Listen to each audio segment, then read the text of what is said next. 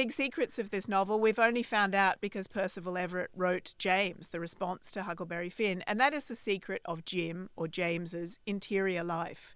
I think that you can quite easily read Huckleberry Finn without noticing that we don't really go into the inner life of his companion Jim. And so one of the secrets of this novel is the dirty secret of realism, which is that it behaves as though it gives access to people's inner lives. Novels behave as though they give access to people's inner lives in a democratic or equal way. I think that's one of the big claims of the American novel, is that it democratizes interior life.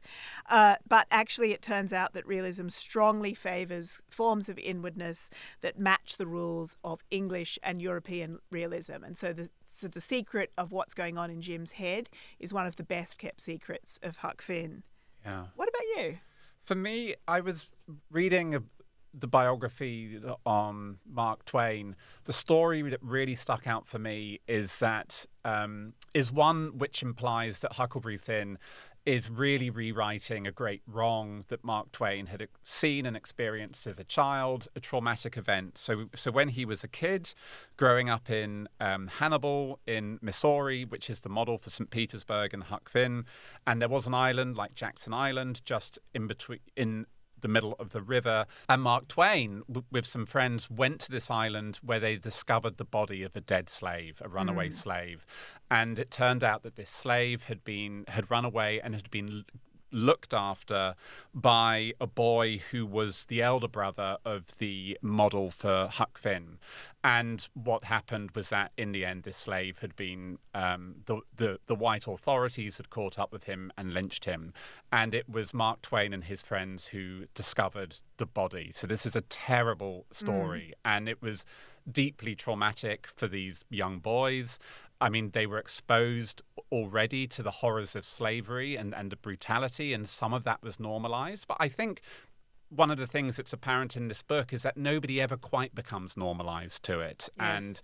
And so if you're white and growing up in a slave environment, you are also traumatized by the things you're seeing, even though you're told that, not to look that way or not to worry about it. And this incident in which this runaway slave was lynched, who is a Jim inspiration, I think what Mark Twain is doing in The Adventures of Huckleberry Finn is he takes that real person, that character, and brings him back to life and lets him escape from Jackson Island and lets him head off downriver and become freed. So I think that event must have really traumatized the young Sam Clemens, the young Mark Twain.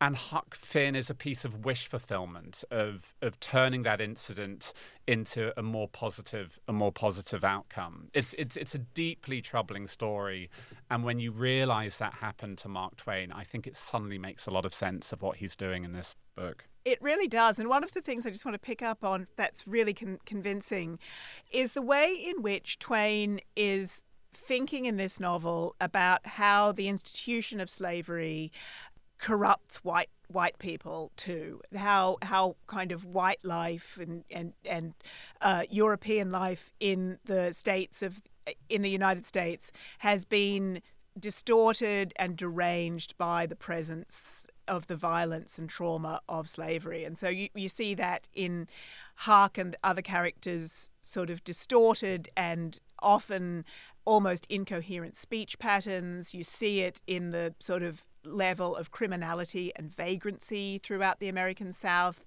You see it in the decayed aristocratic families who have been plantation owners. Everywhere are these signs of the devastating effect that enslavement has had, of course, on African Americans and also on the white families and the white institutions that have propagated it. Yeah.